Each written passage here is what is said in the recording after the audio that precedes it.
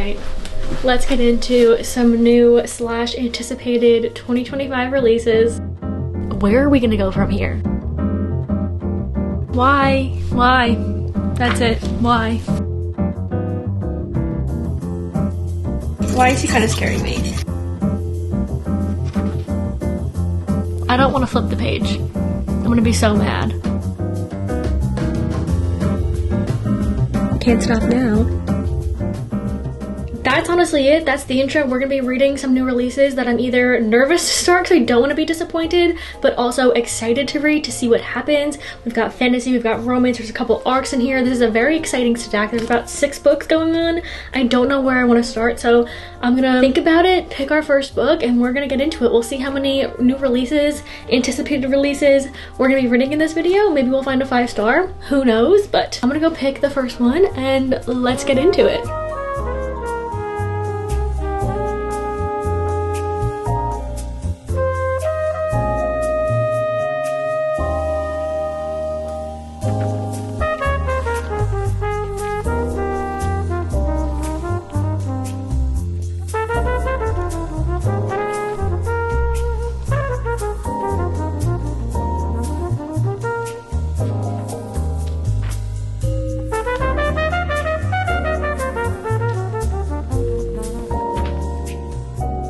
So much has changed from the first book. Well, obviously, you'd hope that that's what happens after going through a trilogy, the third book. Lots has changed, but so much has definitely changed since the first one. And usually in these type of books, like the romantic interest by this book, it's like they're enemies again and they're like going at each other and whatever, but like they have like a common enemy right now, which is so interesting because they're all in like close quarters. And it's just like the dynamics between all these people and the relationships, like the main characters and like that one side main character, if you know who I'm talking about. All of their dynamics are just, it's so interesting. So I'm so interested to see how this is going to play out. I do like that it's dual point of view, obviously. I think that's so helpful, especially in a book like this. They're both going through almost like the same thing, or like their feelings about what's happening are very similar. So it's a sticky situation, but I'm so interested to see what's gonna happen. I do also really like our two main characters. Peyton especially, I feel like she's been through so much since the first book, so I really want to see her win in this one. And then Kai has always been a flirt, and it's like I forgot about that for a second. So like really early on in this book, like I said, they're not like truly like enemies right now. I mean, there's a lot going on, but like seeing him use his pretty words to her again, I'm like, yep, it's the Kai I know and the Kai I remember.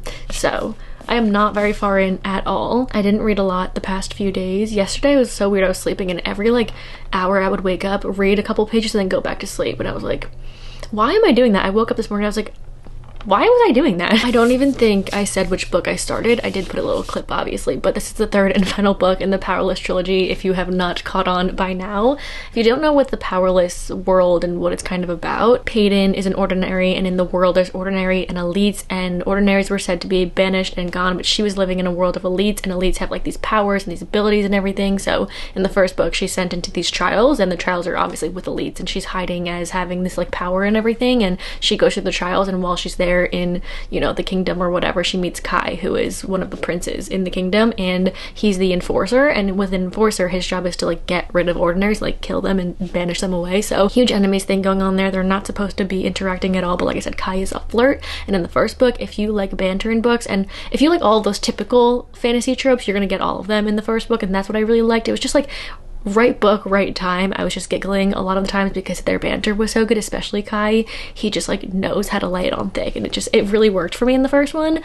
And then the second one was a bit too much like back and forth and going in circles, and that's why I didn't love it too much. It was definitely a shorter book and a filler book, which is like totally fine, but like personally just didn't really enjoy it. So that's why I'm really excited to see what happens in this, because it is a thicker one. It's way longer. I feel like a lot is gonna happen, and I can't wait to see how this ends, how it concludes, because the way the last book ended, the second book into this one, it's like, where are we gonna go from here? But I am excited to see what does happen. So I'm gonna read a bunch today. I might listen to the audiobook while I do a bit of my reading journal today, so I'm excited for that, because I listened to the first one. I actually read Powerless twice, and the second time I listened to some of it, and the voice actors for it I really like, so probably gonna listen to a bit of it as well to get through it. And yeah, let's see how this one goes.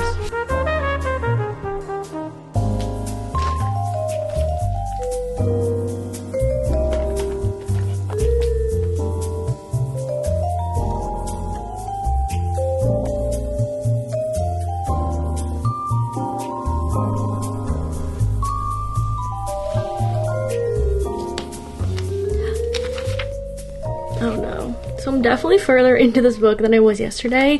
I started listening to the audio a bit and then obviously reading a bunch. I'm definitely enjoying this way more than the second one. There's so much more happening. You have the relationship between our two main characters, but like they can't be together for a very, very big reason in this book specifically. And I thought that our third main character was more of like an evil, not evil, but more of like the enemy in this situation, but they're not like at all. And actually since the first book, I really liked this character. I mean, he's been through a lot, as have all of the other characters, so it's like I can't really fault him for doing what he has to do. So it's just difficult because I feel for Kai in this situation, because obviously if you're reading this, if you know how the second one ends, he can't have what he wants, and then Peyton is just going through a lot as she has throughout the whole entire series. So I'm definitely really enjoying this. It's very, very fast paced. I haven't been in a fantasy mood in a really long time, but this one I'm definitely enjoying because it's the third in a series and the final book, so it's like there's a lot I know that's going to be happening, or at least I hope is going to happen to finish off the trilogy. And also it's not like I'm learning a new world or terms or any of the new fantasy stuff. So I feel like the second one, there was a lot of the banter and the flirting where it kind of lost its like power, not power,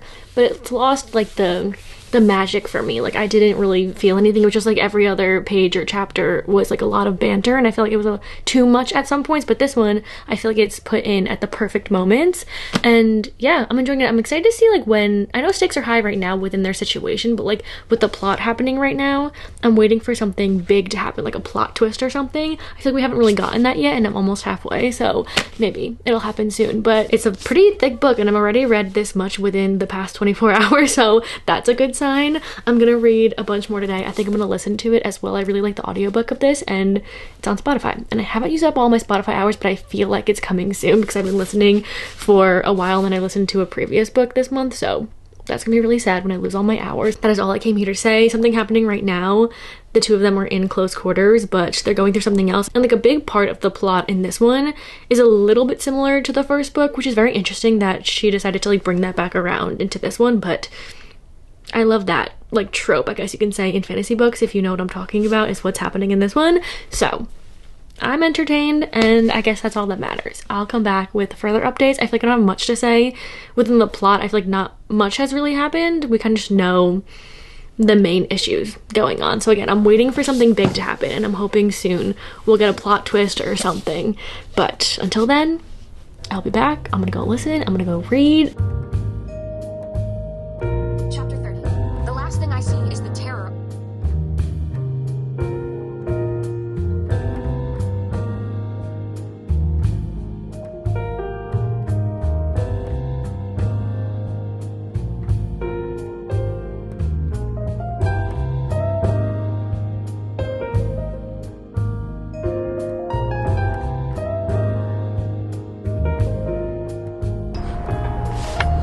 That was too easy.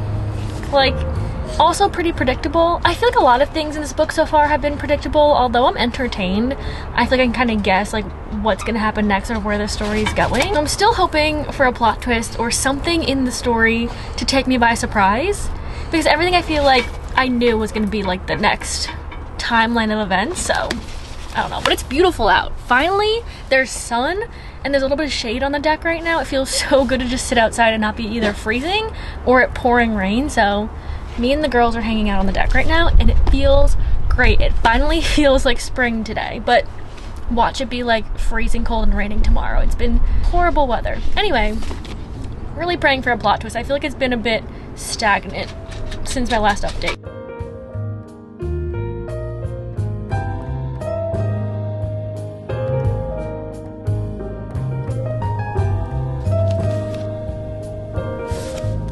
No way.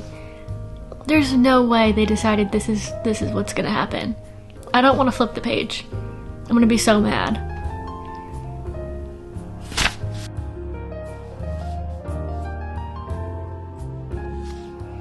I'm so confused. Why? Why? That's it. Why?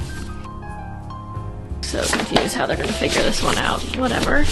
Not the plot twist I was looking for, but also not, I guess, what I was expecting. I feel like it's nothing. I don't know. Guys, I have not stopped listening or reading this book all day long. Like, between everything else I've had to do, I've either had headphones on or I've been reading. Like, I haven't stopped. And not that I think it's like my favorite book ever, but I just like heard that the last like 150-ish pages are kind of crazy, so I was like, okay, I Can't Stop Now, and I was outside walking Mochi earlier at like right before dinner, and I was listening to a part and it was like way over 50%, and I gasped. Like, it was like the first plot twist that actually got me, like didn't expect it, and I was like, wow, that shook me, and that kind of like motivated me to like want to keep going and see what else was up Lauren Roberts' sleeve in this one, and like to see what happens. And I feel like we're at a really huge part right now in the book. I have like probably 150 pages left. Like, I'm at the point that everyone's like, okay, it gets crazy, or at least it's what I've been seeing, so I can't stop now.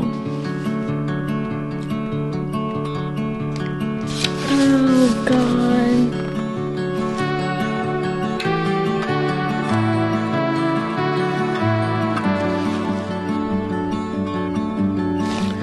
No way. What?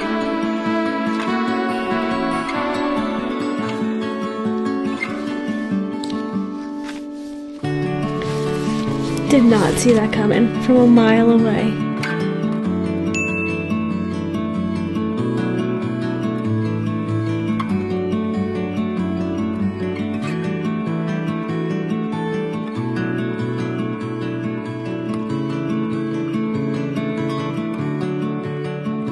All right. Let's talk about it. I finished this yesterday. I listened to the last bit of it. I actually listened to it like on and off. I highly recommend the audiobook.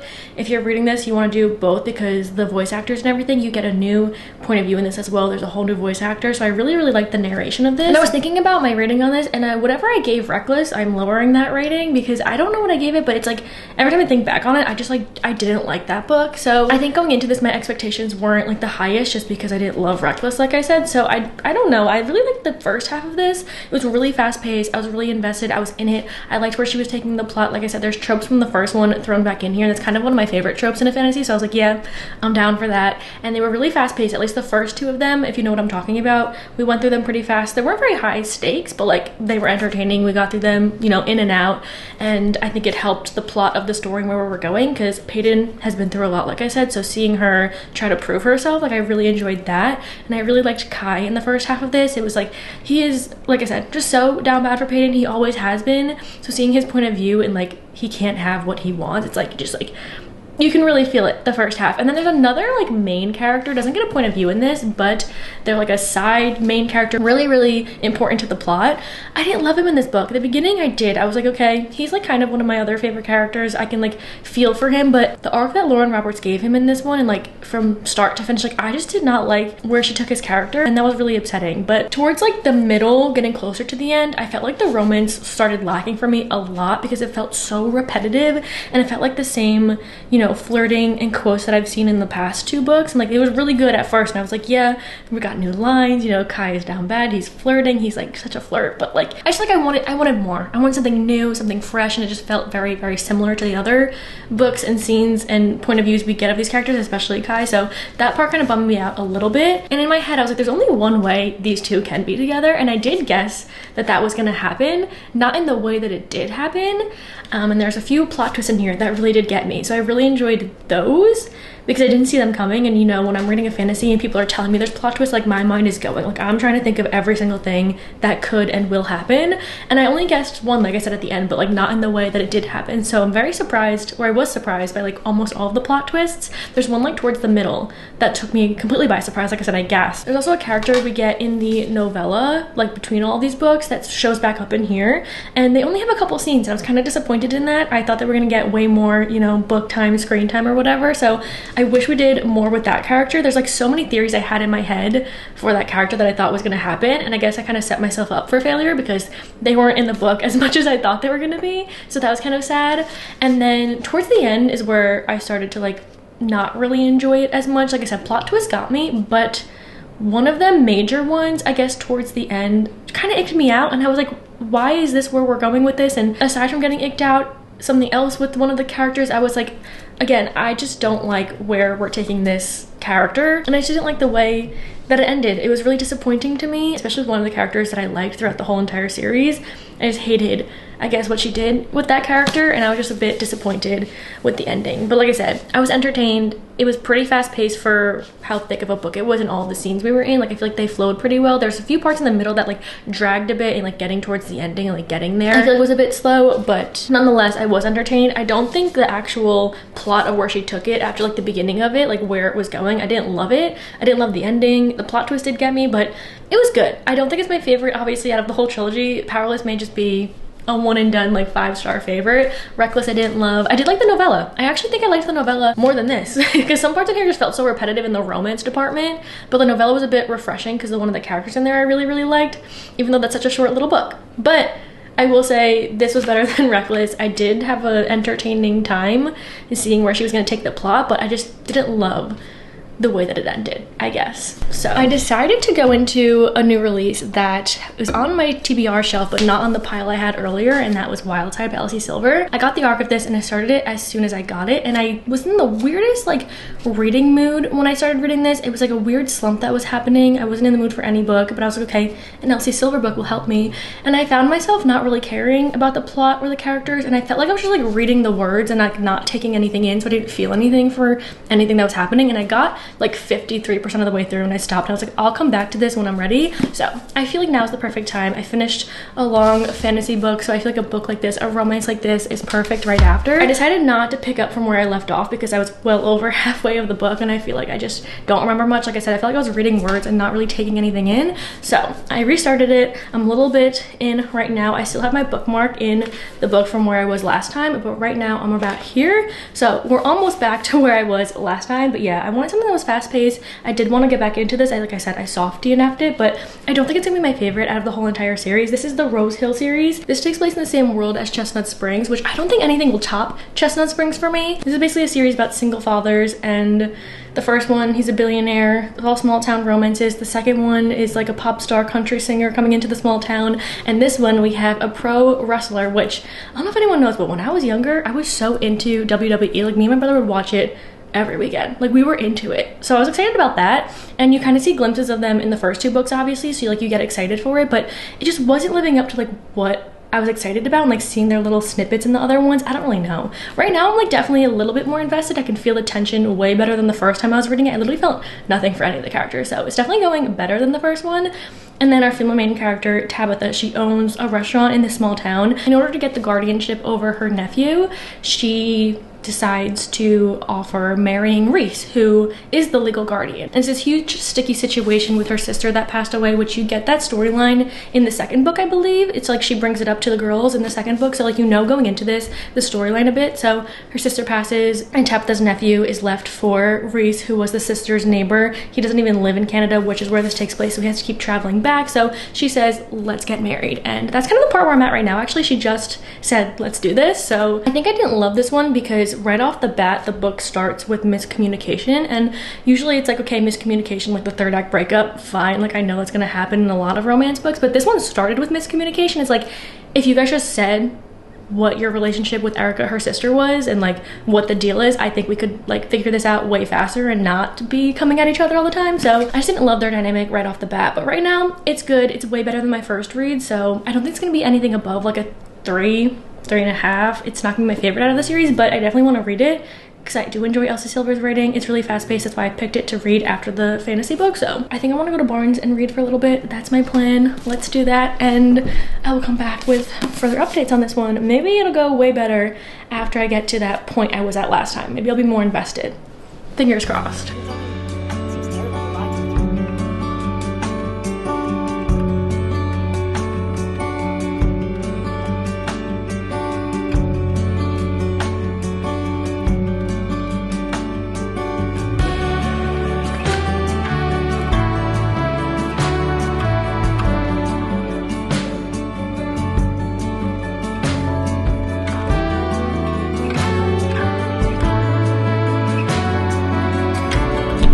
Reese's voice in this audiobook kind of scared me.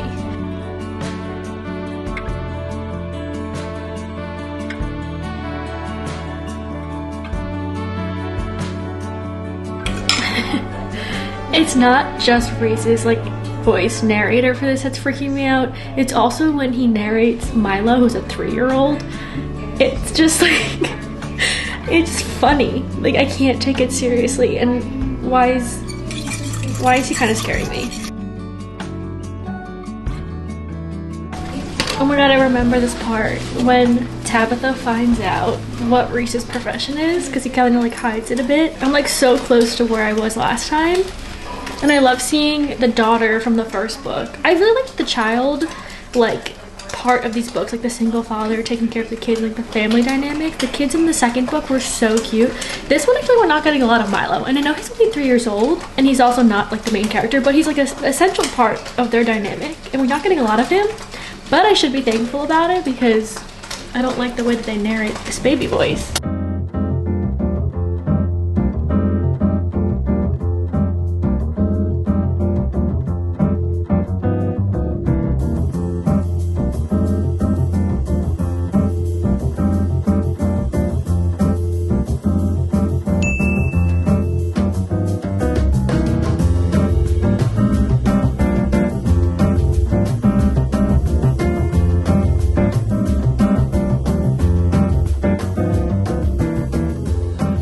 Noticed those beautiful rings on my finger and the new jewelry I had some new earrings in as well last night. That is all thanks to today's sponsor, which is none other than Ana Luisa. So thank you to Ana Luisa for sponsoring today's video. I have talked about Ana Luisa many times on my channel. They are my top #1 jewelry brand ever. If you've not heard of them, they have jewelry for literally everyone. They have necklaces and rings and bracelets and earrings. They have two-tones, they have statement pieces, more dainty pieces. They have pieces for your style in jewelry. You will definitely find something for yourself on the website, and the pieces are made to make you feel beautiful and empowered and elegant, and they do the job because I always feel so put together and so beautiful when I put on my Ana Luisa jewelry. One of the things that I love about them is they craft high quality jewelry pieces at a very affordable price. The quality on these pieces that I own, and every piece I have ever worn from Ana Luisa, have never tarnished. They're in pristine condition. I wear my jewelry all day, every day, in every single condition. They stay the tone that they are. They never change color or fade over time or scratch or anything like that. Like they say, they do craft high quality jewelry, and I can attest to that. They're also carbon neutral, which is amazing. From packaging to products, the packages that you get your jewelry in, you can actually reuse them, which is really nice. And like I said, they have so many designs for everyone. Just scrolling on their website, you are bound to find at least one piece of jewelry that you love. They're also hypoallergenic, waterproof, long lasting, and like I said, I can attest to that. I don't take my pieces off. I am gonna take my rings off just to go work out, but like earrings, necklaces, I've been wearing my C necklace for years now, and it is in the best condition ever. I did get a couple new pieces that I'm excited to show you, but just in general, this is the jewelry I wore last night, and also my everyday jewelry. Like I said, last night I wore this, I slept in it.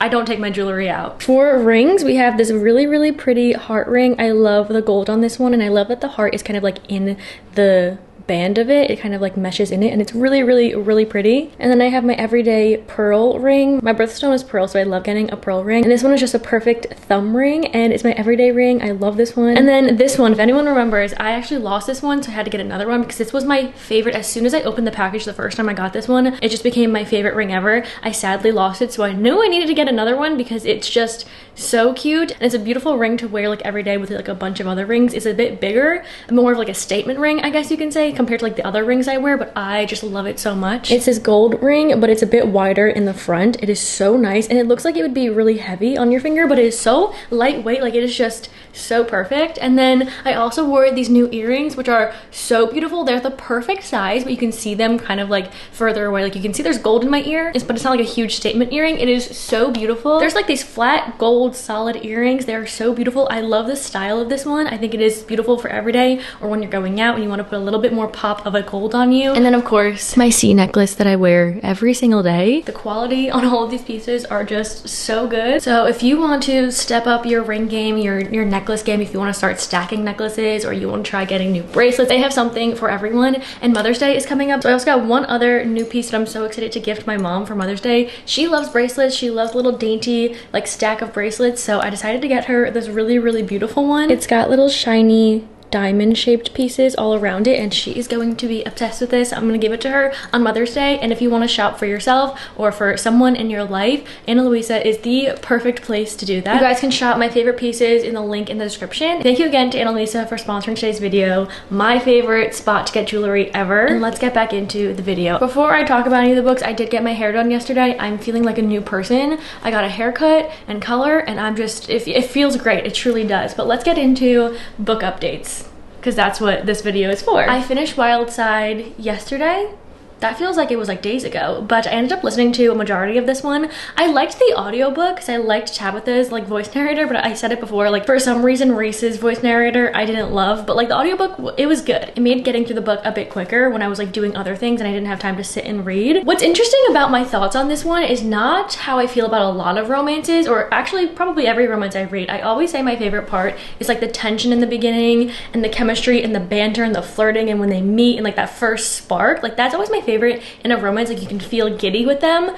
For some reason in this one, the first half, like all of that in here, like it did happen, like there was chemistry and tension and all of that, and like the lust, and like they were like very attracted to each other and how it usually goes. But for some reason when they end up like getting together in the second half of the book, that's when I enjoyed it like way more. And usually when that happens, I'm like checked out, I'm bored, I'm like, okay, there's nothing else to look forward to. We have the happily ever after. But for some reason with them, I really enjoyed seeing them like getting to know each other. And especially Reese comes from like a really hard like upbringing from when he was younger, and he's like a man of few words, doesn't speak a lot, but like the way that Tabitha shows up for him, because he's never had anyone in his life, like no family, no one showing up for him, like he's just been by himself, so he's very protective of himself, and Tabitha is able to see that and just like break down his walls, and I really enjoyed that. And that happens in like the second half, obviously, once they get to know each other and she kind of gets over, you know, being like very mad at him, and you know the romance picks up. And then Tabitha as well, she's very reliant and she's very loyal, and I love that. And I think those two personalities worked really well with each other, but that happened in like the second half of the book. So I did enjoy the second half more than the first, and the first half is where I saw DNF, so I guess it kind of makes sense. I just didn't love the beginning. I don't think these are my favorite characters. Like I said, this isn't my favorite in the series. I don't think the series in general is my favorite, but I will say Elsie Silver does a wonderful job of found family, especially in this one as well. Seeing all the characters from the previous books and the ones we're gonna get after this together is so fun, because they all have such different personalities and their family situations are so different. Like the father dynamics and the relationships and everything. Like we have a pop country singer, we have a wrestler, we have a chef owner, we have a billionaire who has a private jet. Like there's so many different dynamics going on that seeing them all together is really nice. And as per usual with Elsie Silver books, it is fast paced. Like once you can get into her book, like it's hard to put down. So it was bingeable. Like when I was in it reading it, I couldn't put it down, but I wasn't really invested, so I didn't want to pick it up. I do think seeing these two characters in the first two books like as side characters and seeing them bicker was like more entertaining than like seeing their relationship in this one and them bickering in this one, if that makes sense. But I am happy that I ended up finishing this one, because like I said, I liked the second half a little bit better, and I ended up really enjoying the way that they showed their love for each other in this one. And there's also something else that happens that they find out about Tabitha's sister towards the end, and I didn't love that part, if I'm gonna be honest.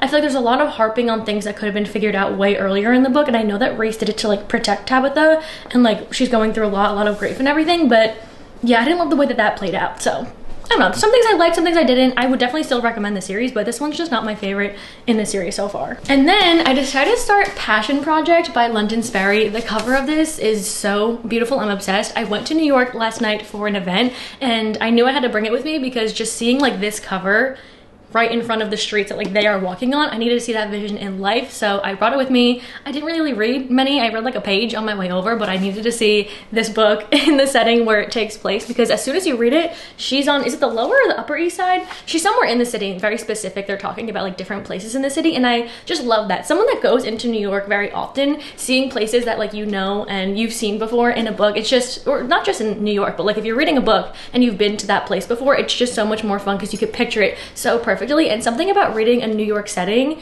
and like walking around the city and them doing things in the city, it's just like plays perfectly in my head, and I just love it so much. And there's so much you can do in the city, so I love seeing what the author is like gonna do with that. And this one specifically, because this is about our main character, I forgot her name. I honestly am only very early into this book, but her name is Bennett, and she's struggling. She lives in the city, she's very low, and the general summary of this is she needs to find her passion again, and the male main character Henry ends up helping her with that. But so far from what I know, she's about to go on a blind date that her roommate and best friend set up for her and she didn't show up. She's very, very anxious. I feel like she's a very relatable character because seeing like her thought process so far and like the anxiety that she has over like going on a blind date and doing all these new things and being in the city and struggling and trying to figure out her life and everything feels a little bit relatable. So I like her so far. It's fast paced. I have not gotten very far, like I said, but I'm very interested to see what's gonna happen, where it's gonna go, because the blind date guy, she stood up, which does happen in like the first like page.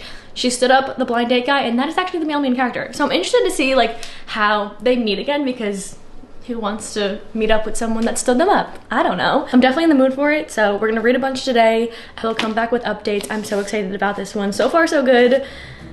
And yeah, those are all my updates.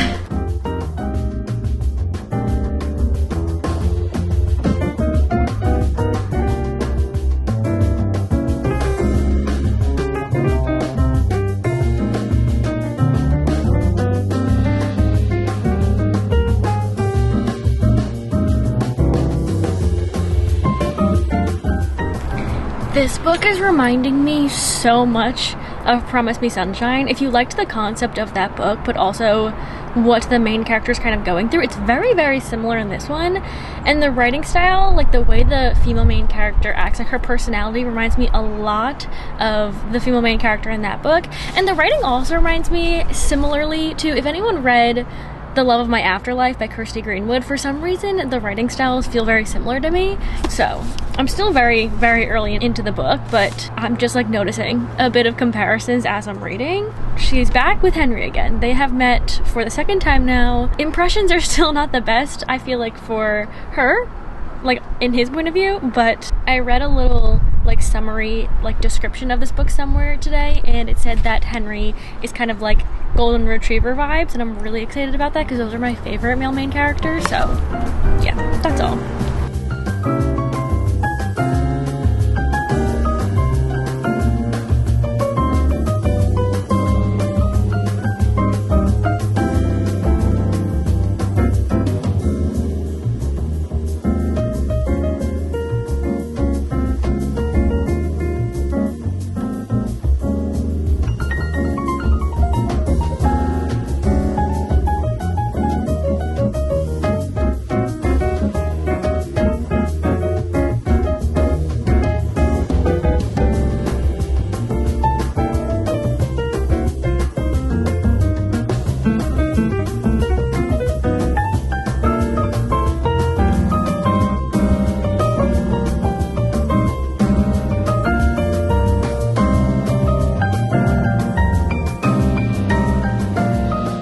Okay, I have a pretty big update on the book. I think the first update I was like 5 or 6% of the way through. I am way, way, way further in. I think I have about like 70, 60 pages left, so I've gotten quite a bit through this book. I wanted to say a few thoughts of how I've been feeling before I see how this like wraps up and how it ends, because a lot has definitely happened. One thing I really love that the author did is the depiction of depression and anxiety that Bennett has, and she's been through a lot and she's gone through a lot, and where she's at right now, you know, from her friend's perspective, and Henry, the first person she met, she may be kind of forgetful and sleeps a lot and does all of these things and just doesn't feel like she's very caring.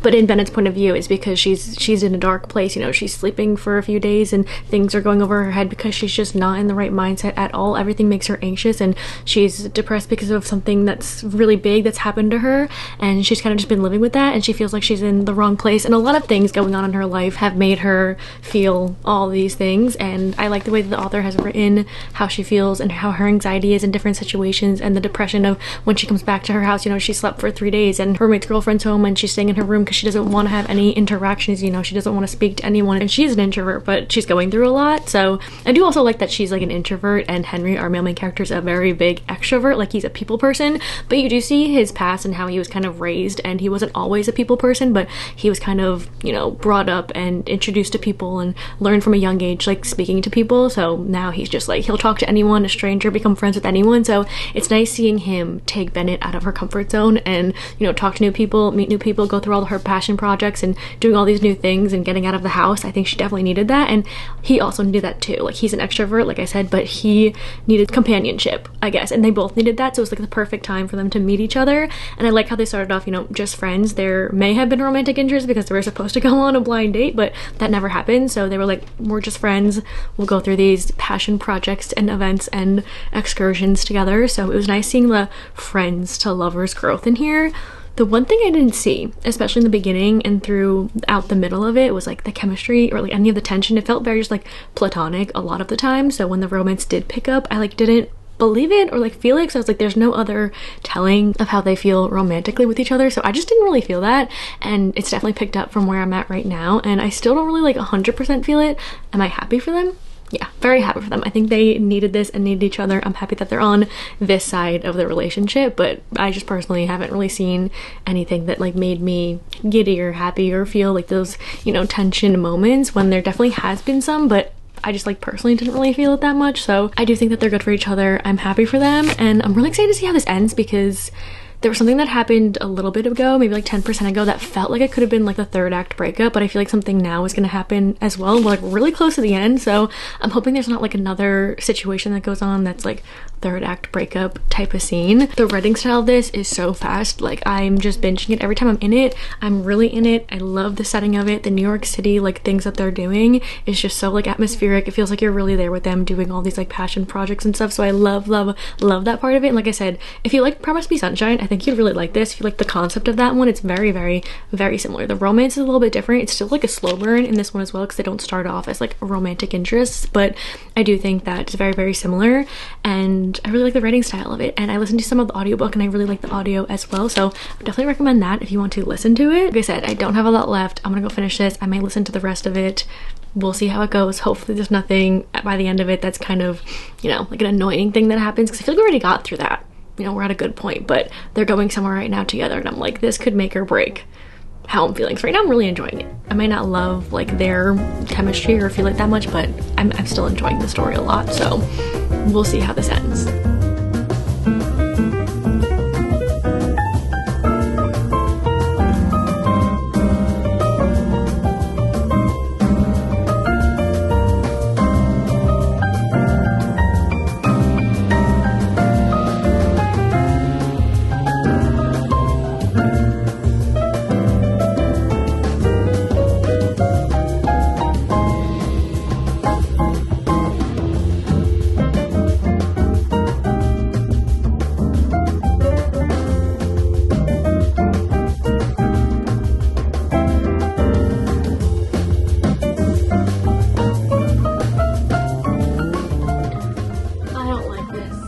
She's acting, well, I do know why she's acting like this, but I just don't like the choices she's making right now.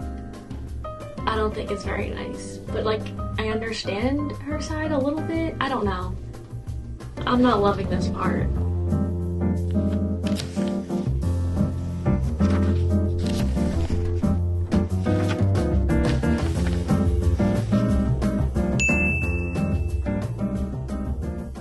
Okay, I just finished the passion project. I literally just finished listening to the last bit of it, the epilogue as well. We opened the deck today, which is so amazing because it's been so nice out recently, and it feels so good to be able to have furniture out there to read on again. I'm motivated now to read because we have the furniture out there. Like, I'm excited to pick up my next book, sit outside and read it. But anyway, let's talk about the passion project.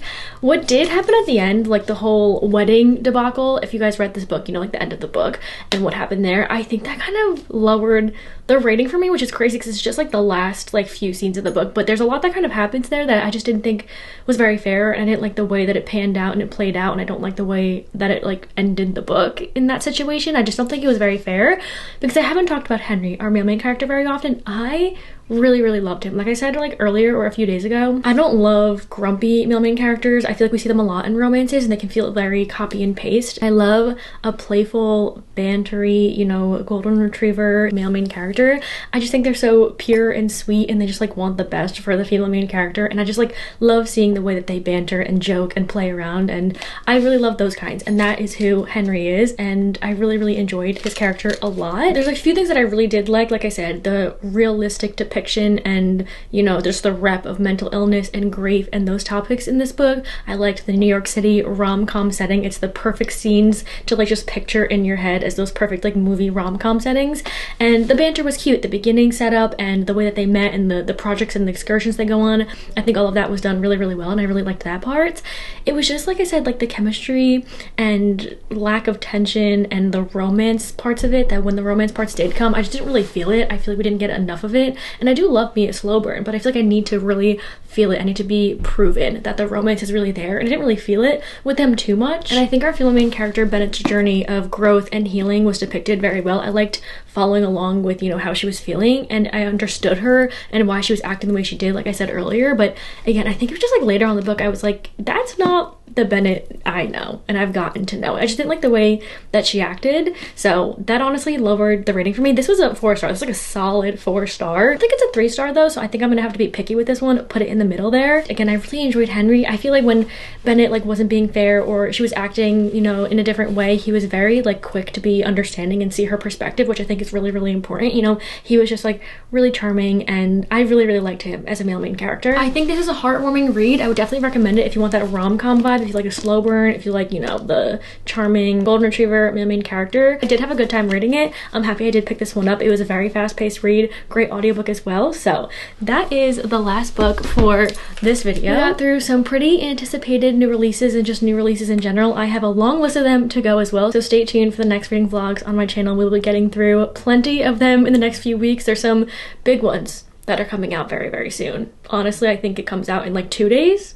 Today's the 20th, so we've got a big one coming soon. But yeah, I hope you guys enjoyed. Let me know if you've read the books I read in this video, any of your thoughts and your feelings, any of the books that I showed in the beginning. If you've read those, let me know how you liked them, if you did or you didn't, because I'm so excited to get to all of them. Like, there's just so many. Thank you for coming along with me. I hope you enjoyed, and I'll see y'all hopefully in the next one. Bye!